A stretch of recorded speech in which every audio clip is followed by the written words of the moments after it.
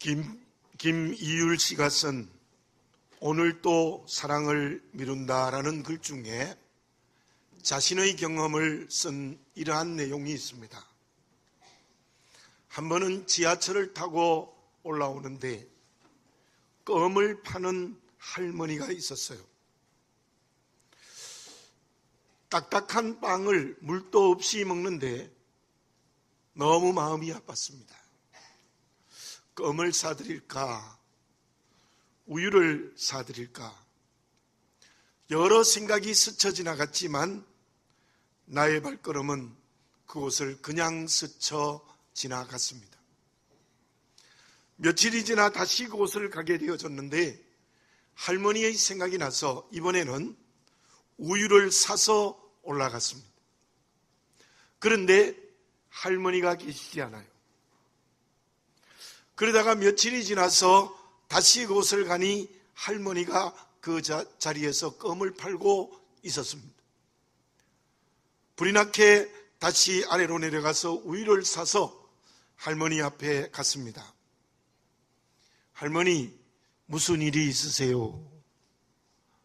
껌 달라고 엉뚱한 대답을 하십니다. 그렇게 말하는 할머니께 우유를 들리고 여러 개의 껌을 샀어요. 돌아오는 길에 마음이 너무 기뻤습니다. 주머니에 가득 든 껌을 손으로 만지면서 마냥 행복했습니다. 저는 그 글을 읽으면서 생각난 것이 있습니다. 무엇이 인생을 행복하게 할까? 행복하게 하는 많은 요소들이 있을 겁니다. 그러나 그 글을 읽으면서 느낀 것은 따뜻한 마음과 사랑, 그리고 그 마음과 사랑이 실천될 때 인생이 행복해지지 않을까, 그런 생각을 해보았습니다. 저는 근간에 집사람과 함께 서울 둘레길을 걷고 있습니다. 약 한 190km에 가까운 그 둘레길을 돌고 있는데요. 지난 월요일에 북한산 자락의 평청동 길을 걸었습니다. 그 길을 걸으면서 북한산 자락에 있는 집을 보니까 주택이 아니라 그야말로 저택이었습니다. 집을 지키는 개들의 우렁찬 소리가 제 귀를 울렸습니다. 지난번 교회에서 목회할 때 장로님이 거기 계셔서 예배를 드리러 간 적이 있습니다. 저는 이런 생각이 그 길을 가면서 들었습니다. 저기에 사는 분들은 저 집의 크기만큼 행복할까? 그러한 생각이 제 가슴에 다시 저미어 들었습니다. 분명히 알아야 될 것이 있습니다. 인생이 행복하다는 것은 물질의 많고 적음과 지위의 높고 낮음에 있는 것은 분명히 아닙니다. 아무리 물질이 많고 높은 자리에 있고 건강하다 할지라도 따뜻한 마음과 사랑을 실천하지 않으면 그 인생은 결코 행복할 수 없습니다. 가난하고 지위가 없고 심지어 병이 들었다 할지라도 마음이 따뜻하고 그 따뜻한 사랑의 마음을 실천하고 나누어 줄 수 있다면 그 사람이 행복한 사람이 아닐까, 그렇게 말할 수 있습니다. 특별히 물질과 지위를, 건강을, 사랑을 실천하는 곳에 사용한다면 그 사람은 분명히 행복한 사람입니다. 믿음으로 살아가는 그리스도인 저와 여러분들은 행복해야 합니다. 왜냐하면 예수님께서 산상수훈을 시작할 때도 세상의 질서의 방법이 아니지만 복 있는 사람, 행복한 사람이 어떤 사람인가를 가르친 것이 산상수훈의 시작입니다. 그리고 시편 150편의 긴 노래 가사 중에 가장 첫 번째 나오는 말씀이 복 있는 사람, 행복한 사람입니다. 신앙을 가지고 살아가는 그리스도인, 특히 믿음의 가정은 행복해야 합니다. 어떻게 할 때 행복해질까요? 제가 지금까지 말씀드린 것처럼 마음이 따뜻해야 돼요. 그리고 따뜻한 사랑을 이웃에게 나누어 줄 때 가능하다는 거죠. 그렇다면 믿음의 가정이 행복하기 위하여 무엇이 필요합니까? 존 러스키는 이런 말을 했습니다. 인생은 흘러가는 것이 아니라 채워지는 것이다. 우리는 하루하루를 보내는 것이 아니라 내가 가진 무엇으로 채워나가는 것이 인생이다. 파울로 코넬료는 이렇게 말했습니다. 언제나 현재에 집중할 수 있다면 행복한 인생이라고 말할 수 있다. 그리고 저는 라디오를 통하여 나오는 노래 가사 중에 이런 말을 들었습니다. 우리는 늙어가는 것이 아니라 익어가는 것이다. 그 가사가 어쩐지 제 마음에 다가왔습니다. 저와 여러분, 우리의 가정이 무엇으로 채워져 있습니까? 무엇으로 채워져야 행복한 가정이 될 수 있겠습니까? 우리의 가정의 오늘이 무엇에 집중해야 되겠습니까? 우리의 가정이 늙어가는 것이 아니라 세월을 그냥 지나가는 것이 아니라 익어가여 성령의 열매를 맺는 행복한 가정이 되는 것은 무엇입니까? 시편 127편 1절에 이러한 말씀이 있습니다. 여호와께서 집을 세우지 아니하시면 세우는 자의 수고가 헛되며 여호와께서 성을 지키지 아니하시면 파수꾼의 깨어있음이 헛되도다. 하나님이 집을 세워야 된다는 거예요. 하나님이 가정의 주인이 되어야 된다는 거예요. 하나님이 가정의 주인이 되어 그 가정을 지켜주실 때에 그 가정이 여호와의 집이 된다는 것입니다. 저 말씀을 좀 더 다르게 설명하면 무엇이라고 말할 수 있겠습니까? 저 말씀을 하나님이 우리 가정에 무엇을 채워줄 때 행복한 가정이 된다는 말일까요? 그것은 우리의 가정이 하나님의 은혜로 채워져야 됩니다. 우리의 가정이 하나님의 은혜로 채워질 때에 그 가정이 행복한 믿음의 가정이 된다는 거예요. 그런데 우리의 가정을 정직하게 보십시오. 온갖 자랑과 공로와 온갖 다른 세속화의 것으로 채워져 있지 않습니까? 그러면 결코 믿음의 행복한 가정이 될 수 없습니다. 본문의 엘리멜렉의 가정, 즉 룻의 가정은 완전히 깨어졌습니다. 깨어진 정도가 아니라 비참해졌습니다. 매우 불행한 가정이 되어져 버렸습니다. 왜 그럴까요? 그 가정이 하나님의 은혜를 채우는 것을 버렸기 때문이에요. 그런데 오늘 읽은 본문의 말씀을 보면 그 룻의 가정이 가장 행복한 가정으로 바뀌었어요. 왜 그랬을까요? 잃어버린 하나님의 은혜를 그 룻의 가정에 채웠기 때문입니다. 우리 가정을 정직하게 눈을 열어보시기 바랍니다. 오직 하나님의 은혜로만 가득 채워져 있습니까? 다른 것으로 채워져 있지 않습니까? 공로나 자랑으로 채워져 있지 않습니까? 물질적 자랑, 지위적 자랑, 출세에 따른 온갖 자랑으로 가득 차 있지 않습니까? 오직 하나님의 은혜로 채워지는 가정이 되어지시기를 바라겠습니다. 그 가정이 진정 행복한 믿음의 가정입니다. 그러면 하나님의 은혜로 채워진 믿음의 행복한 가정은 어떤 가정이겠습니까?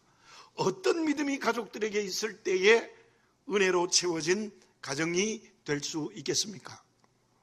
신학자 앨런 놀러는 이렇게 말합니다.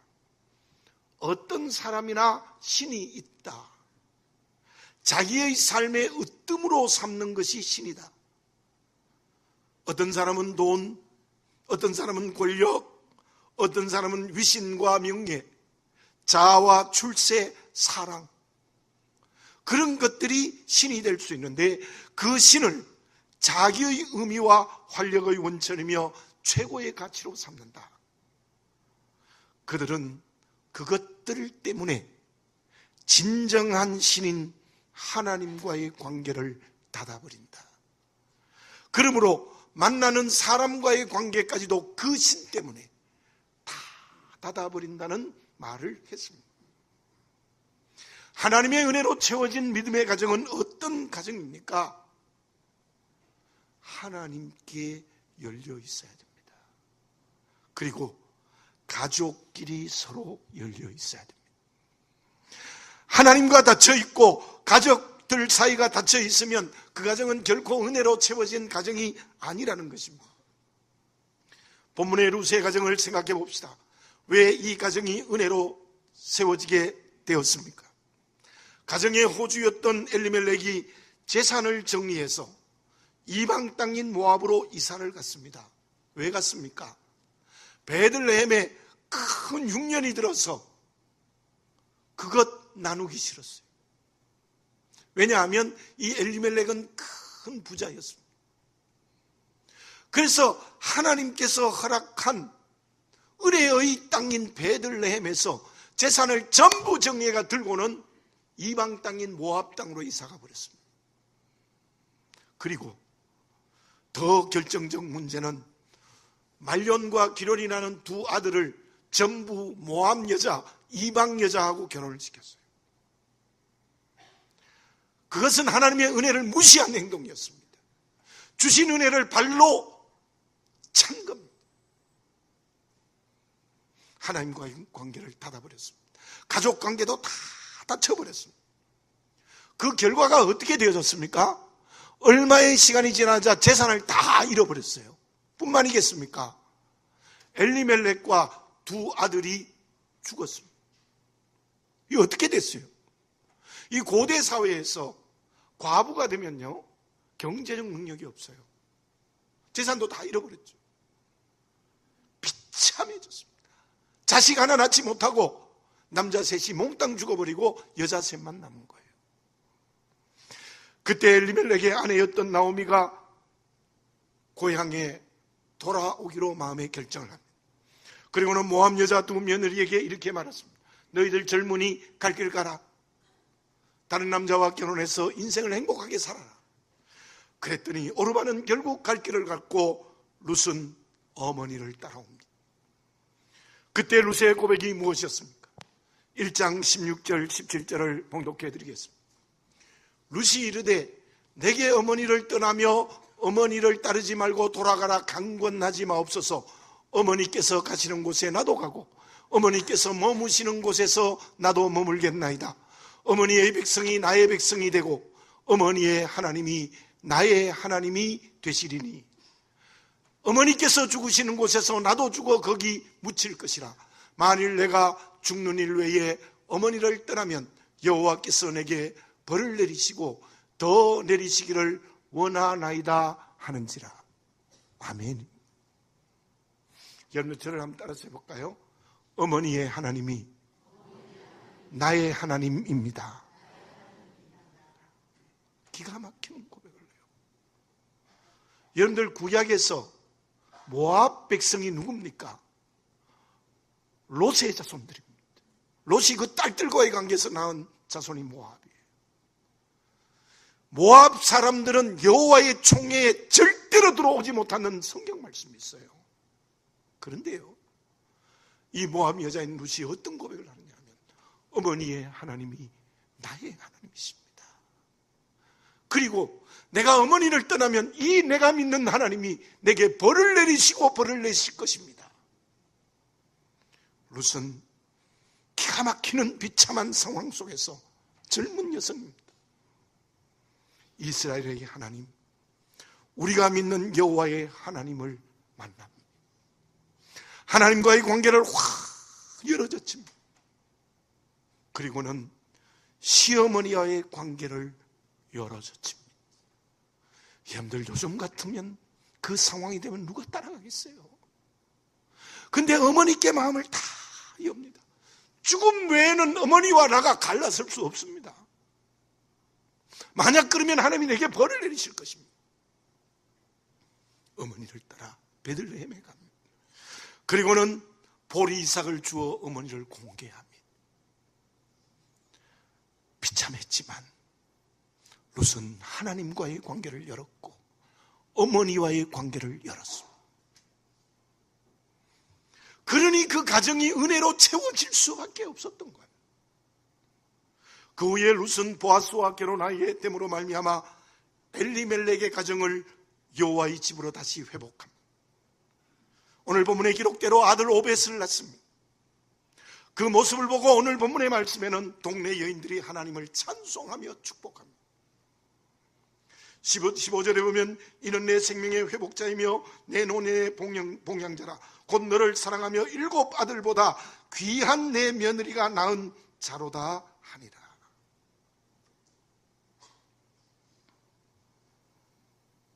실로 룻의 가정은 역전되어졌습니다.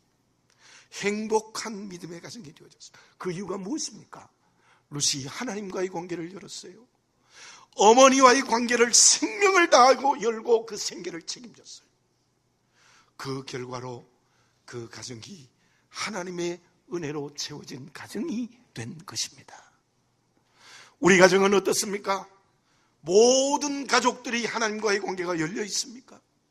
가족들 관계가 다 열려 있습니까? 오늘은 어버이 주일입니다. 자녀들이 부모님에게 마음을 열어야 합니다. 성경은 그것을 무엇이라고 말씀하고 있습니까? 에베소서 6장 1절에서 4절을 제가 말씀드립니다. 자녀들아, 주 안에서 너희 부모에게 순종하라. 이것이 옳으니라. 내 아버지와 어머니를 공경하라. 이것이 약속 있는 첫 계명이니 이로써 내가 잘되고 땅에서 장수하리라. 또 아비들아, 너희 자녀를 노엽게 하지 말고 오직 주의 교훈과 훈계로 양육하라. 아멘. 바울이 에베소 교회에 쓴 편지의 내용인데 1절, 2절, 3절은 5절, 5번째 계명을, 출애굽기 20장에 있는 5번째 계명을 그대로 기록한 거예요. 해마다 말씀드립니다. 자녀들이 부모에게 열려 있어야 돼요. 5계명이라는 말씀이 무슨 말씀입니까? 이 5계명은 6번째, 7번째, 8번째, 9번째, 10번째보다 더 큰 계명이라는 거예요. 분명히 자녀들 기억하시기 바랍니다. 부모에게 주 안에서 순종하지 않으면 살인하는 것보다 더 큰 죄입니다. 간음하는 것보다 더 큰 죄입니다.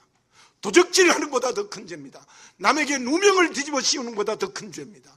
이웃의 것을 탐내는 것보다 더 큰 죄입니다. 하나님의 말씀입니다. 자녀들은 부모에게 열려야 됩니다. 소극적으로는 순종해야 하고 적극적으로는 효도, 진정, 사랑해야 됩니다. 오늘의 이 한국 사회가 어떻게 되어졌습니까? 부모가 없어지고 있어요. 부모에게 효도, 순종, 이제는 쓰레기통에 넘어가고 있지 않습니까? 우리 기독교인은 그러면 안 돼요. 정말 자녀들은 부모에게 열려져야 됩니다. 주 안에서 순종하십시오. 효도해야 됩니다. 말로만 하지 말고 행동하세요. 편안하게 해드리고 정말 마음이 행동이 되는 효도를 해야 합니다. 그러나 오늘이 어버이 주일이지만 가정의 질서를 말씀드립니다. 우리 기독교의 가정은 유교의 가정과 다릅니다. 유교의 윤리의 가정은 어떠하냐 하면 대개 직선적입니다.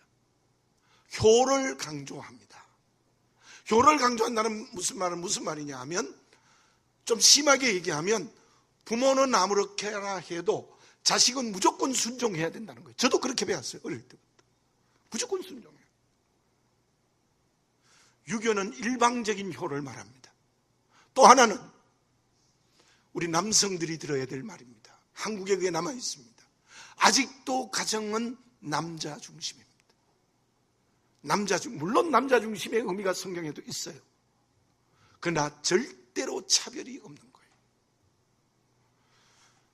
믿음의 가정은 일방적이지 않습니다. 제가 지금까지 말씀드린 대로 가족들끼리 서로 열려 있어야 돼요.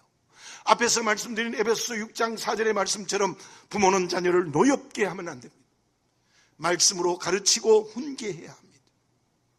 물론 부부의 관계는 제가 여러분에게 끊임없이 말씀드린 것처럼 한 몸으로 사랑해야 됩니다. 둘이 아닙니다. 한 몸이 되어야 됩니다. 우리의 가정이 행복한 믿음의 가정이 되기 위해서 어떻게 해야 됩니까? 하나님께 모든 가족들이 열려 있어야 됩니다. 가족들이 서로 열려 있어야 됩니다. 자녀는 주 안에서 부모에게 순종해야 됩니다. 불순종하면 안 됩니다. 부모는 자녀들을 노엽게 하지 말고 말씀으로 양육하고 믿음의 모범을 보여야 합니다. 부부는 주님께서 짝지어준 한 몸이 되어야 됩니다. 그렇게 서로 하나님을 향하여 열려 있을 때 그 가정이 은혜로 채워진 가정입니다. 그 가정이 진정 행복한 믿음의 가정입니다. 우리가 솔로몬의 가정을 생각해 봅시다. 그는 왕이었습니다. 하나님께서 지혜의 영을 주셨습니다. 온갖 부귀 영화를 다 줬습니다. 그런데 그의 정치 후반기가 어땠습니까? 처첩이 1000여 명. 얼마나 많은 아내들이 있었습니까? 그것뿐이겠습니까? 아내들이 가져온 우상을 전부 섬기는 거예요. 예루살렘 성전을 우상의 복마전으로 만들어버렸습니다. 하나님과의 관계를 닫아버린 거예요. 그리고는 아내들 사이가 좋았겠습니까? 일부 다처제가 인정된다 할지라도 온갖 시기와 질투로 물들었습니다. 자식들은 권력의 싸움에 휘말렸습니다. 솔로몬의 정치 관계는 하나님과의 관계도 닫아버렸고 가족들 관계도 다 닫아버렸습니다. 그 솔로몬의 가정이 행복했겠습니까? 믿음의 가정입니까? 세상의 것은 다 가졌어요. 왕이었고 부귀영화 다 가졌지만 하나님과 가족들 사이는 닫혀버리고 말았어요. 그 결과가 어떠합니까? 아들인 르호보암이 왕이 되어졌을 때 북쪽 이스라엘을 여로보암에게 뺏기고 말았습니다. 나라가 둘로 갈라지는 하나님의 심판을 받았습니다. 오늘 어버이 주일이 되어 우리의 가정을 여호와의 집이 되게 해야 합니다. 그 집이 되기 위해서는 온전히 하나님의 은혜로 채워져야 돼요. 하나님의 은혜로 채워진다는 것은 하나님께 열려 있고 가족들 관계가 다 열려 있어요. 자식은 부모에게 주 안에서 순종하고 부모는 자식의 믿음의 모범을 보이며 말씀으로 훈계하고 양육하고 부부는 한 몸이 되는 열린 관계. 그 가정이 행복한 믿음의 가정입니다. 우리 모두 그러한 가정이 되는 새로운 변화를 오늘 이 예배를 드리면서 분명히 해야 될 줄로 믿습니다. 제가 목사지만 여러분에게 고백할 수 있습니다. 저도 부끄럽습니다. 정말 가정이 온전한 여호와의 집이 되어 있고 하나님께 열리고 자식들과 부모, 부부간의 관계가 다 열려 있는가? 저도 회개합니다. 우리 함께 우리 가정이 그러한 믿음의 행복한 가정이 되게 하는 변화를 오늘 어버이 주일 예배를 드리면서 성령으로 체험하기를 간곡히 바랍니다. 그러면 하나님의 은혜로 세워진 가정, 하나님과 가족들 사이에 열린 가정은 어떤 선택을 해야 하는 것입니까? 진할 진짜라는 한문이 있습니다. 저 한문을 한번 가만히 보세요. 저 한문을 이렇게 분리해서 해석해 보면 무슨 뜻일까요? 나무 목자, 설립자, 볼견자, 나무 위에 올라가서 본다라는 뜻이에요. 그런데 정말 친해지자면 나무 위에 올라가서 보아야 된다는 거예요. 무슨 뜻일까요? 정말 사람과 사람이 친해지는 것은 그냥 되는 것이 아닙니다. 깊이 생각하고 넓은 안목으로 만나야 제대로 친할 수 있다는 거예요. 저는 이것을 글에서 읽었습니다. 그 글을 쓴 사람이 이렇게 말했어요. 인생의 길에서 사람을 만났을 때 친구로 삼을 경우에는 쉽게 생각하면 안 된다. 깊게 그리고 넓게 생각하고 선택해야 아름다운 관계를 유지할 수 있다는 말을 했습니다. 그런데 본문의 말씀에서 그러한 선택을 하는 사람들을 만날 수 있습니다. 그것은 룻이라는 이방 여인입니다. 룻은 젊어서 혼자 되어졌습니다. 얼마든지 오르바처럼 다시 결혼하여 행복한 길을 갈 수 있습니다. 그러나 그녀는 어려운 길을 선택했습니다. 고향의 길을 버리고 평생 살아왔던 고향을 버리고 죽은 남편의 고향인 베들레헴으로 갑니다. 재산이 하나도 없습니다. 시어머니를 공개해야 됩니다. 저 화살표로 가는 길로 걸어갔을 것입니다. 거리도 먼 거리. 그것도 아무 재산 없이 시어머니와 자부 이 룻이 저 가는 길이 얼마나 비참한 길이었어요. 거리가 먼 것보다 마음이 더 멀었을 거예요. 종교적으로 다릅니다. 문화적으로 다릅니다. 재산은 하나도 없습니다. 내일이 불투명한. 그런데도요, 저 길을 사해 옆으로 쭉 돌아서 베들레헴으로 걸어가는 선택의 결단을 했습니다. 성경 말씀에는 기록되지 않았지만 짐작할 수 있습니다. 절대로 룻이 쉽게 결정하지 않았을 거예요. 하나님을 믿고 깊이 기도했을 것입니다. 지날 진짜와 같이 깊이 넓게 생각했을 것입니다. 그래서 그녀는 하나님을 믿고 어머니를 책임지는 선택을 하여 저 길을 걸어갔던 거예요. 어떤 선택입니까? 믿음의 선택입니다. 영적 선택입니다. 그리고 또 한 사람이 힘든 선택을 합니다. 그 사람은 보아스입니다. 보아스는 부자이고 베들레헴에서 유력한 자라고 성경이 기록하고 있습니다. 보아스는 큰 부자였어요. 그냥 부자가 아니라 큰 부자였고, 그리고 유력하단 말은 온 동네 사람들에게 존경을 받는 분이었어요. 그리고 엘리멜렉의 친족이었습니다. 그러한 보아스가 룻과 결혼하는 일이 쉬웠겠습니까? 자기 밭에 와서 보리우삭 줍는 여자, 그것도 이방 여자, 재산도 하나도 없고 과부, 그 여인을 선택할 리가 있겠습니까? 그런데 오늘 본문의 말씀 13절에 이러한 말씀이 있습니다. 이에 보아스가 룻을 맞이하여 아내로 삼고 그에게 들어갔더니 여호와께서 그에게 임신하게 하심으로 그가 아들을 낳은지라. 보아스는 그 룻과 결혼하는 선택을 합니다. 그야말로 영적인 선택이며 믿음의 선택이라고 생각할 수 있습니다. 그러나 정말 보아스가 더 어려운 선택을 하는 것을 볼 수 있습니다. 14절을 읽습니다. 여인들이 나오미에게 이르되 찬송할지어다. 여호와께서 오늘 내게 기업 물을 자가 없게 하지 아니하셨도다. 이 아이의 이름이 이스라엘 중에 유명하게 되기를 원하노라. 단순히 룻과 결혼하는 것만으로 끝나지 않아요. 엘리멜렉의 기업을 물을 자가 되어야 된다는 말이에요. 고엘 제도인데요. 그 제도는 우리나라의 양자 제도보다 훨씬 더 복잡하고 어렵습니다. 어떻게 되느냐 하면 엘리멜렉의 친족이어야 돼요. 그리고 엘리멜렉이 팔았던 땅이 한두 평이 아니에요. 상당히 많은 땅을 팔았는데 그걸 다시 다 자기 돈으로 사야 돼요. 그리고 엘리멜렉으로 인하여 부당하게 피해를 받은 사람이 있으면 다 갚아야 돼요. 심지어 엘리멜렉이 죄를 지었으면 죄도 대신 자기가 져야 돼요. 이게 가능한 일입니까? 그리고 친족의 미망인과 결혼하여 아들을 낳아야 합니다. 그래서 엘리멜렉의 대를 이어줄 때 비로소 기업을 물으는 자 고엘이 될 수 있는 것입니다. 룻을 사랑하는 것만으로 선택할 수 없습니다. 많이 생각했을 것입니다.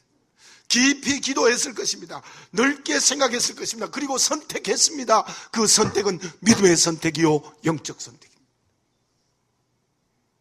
우리 가정이 어떻게 하면 하나님과 열리고 가족들과 열린 하나님의 은혜로 채워진 가정이 될 수 있습니까? 믿음의 선택을 해야 됩니다. 영적 선택을 합니다. 자녀를 대학에 보낼 때도 믿음의 선택하십시오. 영적 선택을 하십시오. 결혼을 시킬 때도 마찬가지. 가정의 어떤 결정적인 일을 결정할 때 이 룻과 보아스처럼 믿음의 선택, 영적 선택을 하시기를 바라겠습니다. 다시 말씀드리면 말씀대로 선택해야 돼요. 기도 깊이 하고 기도의 응답대로 선택하라는 거예요. 저와 여러분, 과연 그렇게 하고 있습니까? 인위적으로 선택하지 않습니까? 눈에 보기 좋은 대로 선택하지 않습니까? 돈 많이 생기는 것으로 선택하고 높은 자리에 올라가는 것으로 선택하지 않습니까? 하나님의 은혜로 채워져서 하나님과 열리고 이웃과 열린다는 것은 그냥 되는 게 아닙니다. 언제나 믿음의 선택, 영적 선택, 말씀대로의 선택, 기도의 응답대로의 선택이라는 것입니다. 이스라엘 백성들이 가나안을 정복하고 한 세대가 지나가지 않았는데 우상을 섬기기 시작했어요. 그때 여호수아가 백성들에게 이렇게 말합니다. 여호수아서 24장 15절입니다. 만일 여호와를 섬기는 것이 너희에게 좋지 않게 보이거든 너희 조상들이 강 저쪽에서 섬기던 신들이든지 또는 너희가 거주하는 땅에 있는 아모리 족속의 신들이든지 너희가 섬길 자를 오늘 택하라. 오직 나와 내 집은 여호와를 섬기겠노라 하니. 여러분들 이거 따라해 볼까요? 오직 나와 내 집은 여호와를 섬기겠노라. 아멘. 다른 모든 사람들이 우상을 섬긴다 할지라도 우리 가정만은 오직 여호와만 섬기겠다. 여호수아의 믿음의 선택이요, 영적 선택이요, 말씀대로의 선택이요, 기도의 응답의 선택이었다는 것입니다. 그래서 백성들이 그때는 순종합니다. 여호수아를 따라왔습니다. 한 가정을 또 소개합니다. 가이사라의 백부장 고넬료의 가정은 어떤 가정이었습니까? 고넬료는 이방 사람입니다. 로마 사람입니다. 식민지의 백부장입니다. 종도 있고 지위도 있고 부자입니다. 그런데 사도행전 10장 1절과 2절에 고넬료를 이렇게 설명하고 있습니다. 가이사라에 고넬료라 하는 사람이 있으니 이달리아 부데라 하는 군대의 백부장이라. 그는 경건하여 온 지방과 더불어 하나님을 경외하며 백성을 많이 구제하고 하나님께 항상 기도하더니 유일신 하나님을 믿었어요. 매일 하루에 3번씩 기도해요. 그리고 하나님을 경외하고 백성을 많이 구제했어요. 그 가정에 하나님이 너무 좋아서 베드로와 이 고넬료의 기도 속에 나타나셔서 베드로를 그 고넬료 집에 보내지 않습니까? 온 가족과 친구들이 세례받고 구원의 가정, 구원의 친구들이 되어집니다. 실로 말씀대로 선택하는 가정입니다. 기도드리고 선택하는 가정입니다. 믿음의 선택을 했습니다. 영적 선택을 했습니다. 그리고 그 가정을 통해서 로마 교회가 세워졌다는 설이 있어요. 우리 가정은 어떻습니까? 오늘 주시는 말씀의 거울 앞에 비추어 보시기 바랍니다. 믿음을 잃어버리지 않았습니까? 세속적인 것 잘되게 하려고 믿음을 팽개치지 않았습니까? 그래서 하나님과 가족들과의 관계가 닫히지 않았습니까? 그 이유가 무엇입니까? 은혜가 아닌 공로에 매여 있기 때문입니다.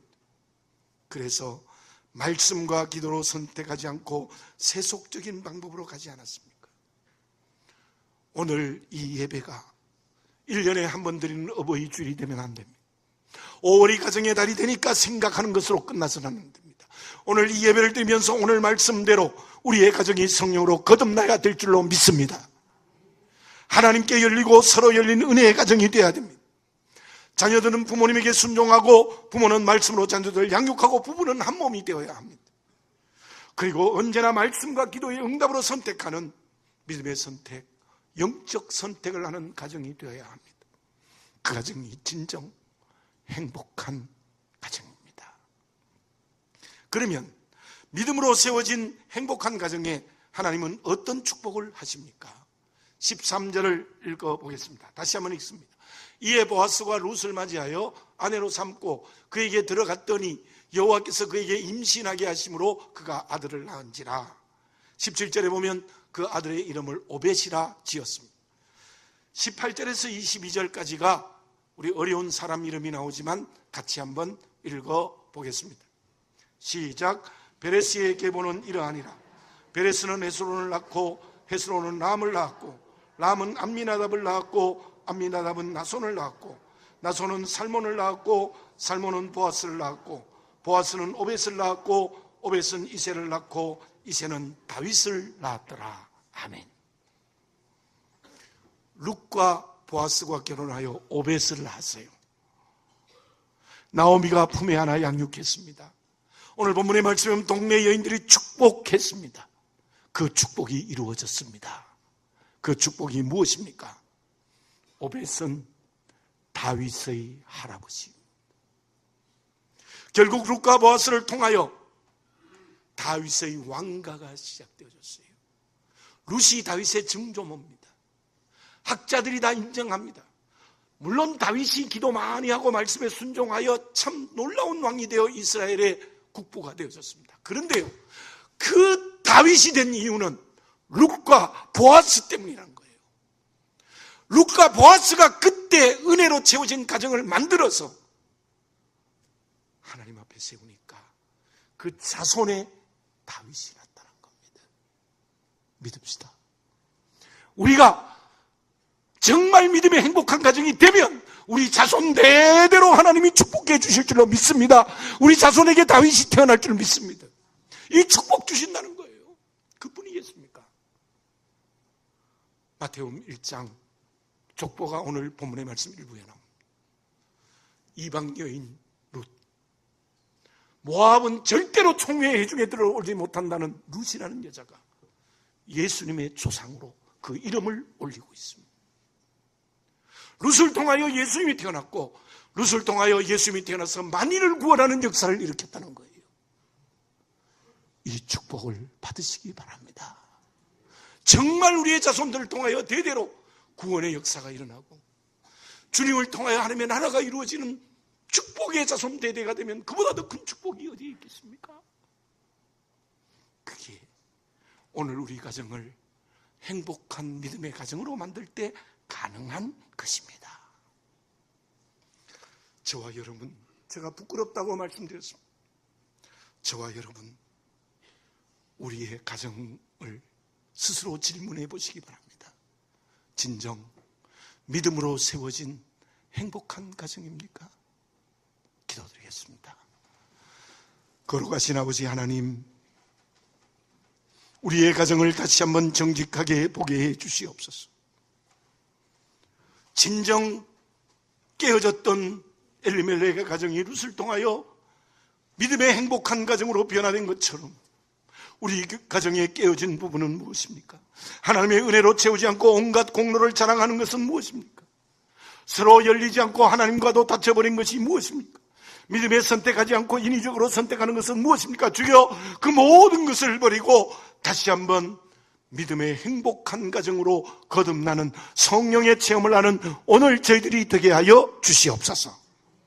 그리하여 우리 가정에 다윗과 같은 인물이 태어나서 정말 만인을 새롭게 하는 놀라운 하나님의 그릇이 자손대대에 태어나고 예수님의 구원의 역사가 일어나는 길을 걸어가는 자손대대의 축복이 일어날 수 있도록 인도해 주시옵소서. 아버지 하나님, 오늘 어버이 주일을 지키면서 다시 한번 우리 가정을 보게 하시고 은혜를 받아들이는 믿음으로 세워진 행복한 가정이 되게 하여 주시옵소서. 예수님의 이름으로 기도드립니다.